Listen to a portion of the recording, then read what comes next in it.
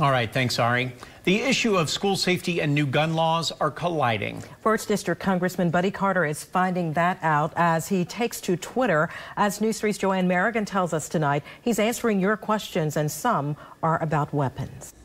Well, some people indicating school safety is definitely on their minds. Now, yesterday, the congressman met with area superintendents. While constituents are asking questions, so are we.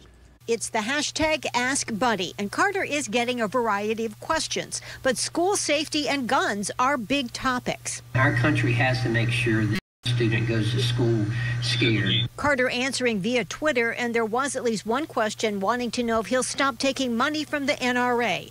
It doesn't appear he answered that one directly. Do you support banning the sale of these assault rifles, and if not, why not?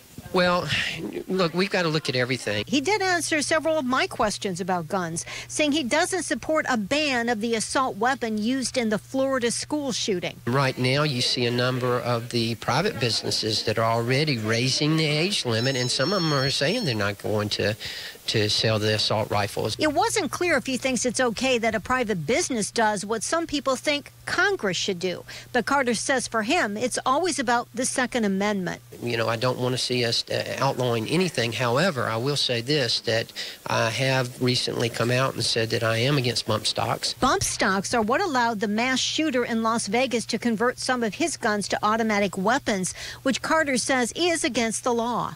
You know, even if you were to outlaw some of these semi-automatic weapons, they're going to get a weapon from somewhere. I think a lot of people would say they might get a weapon from somewhere, but they might not get all of these high-powered magazines like they can get on the internet, or they might not be able to go to a gun show where there's no restrictions. So what about those kinds of things? Those things are things that we need to look at. I agree, especially, I'll give you an example. Just last week when we were on our tax reform tour through the district, my staff was on their way to meet me at an event, and they said that on the side of the road there was a table set up with guns.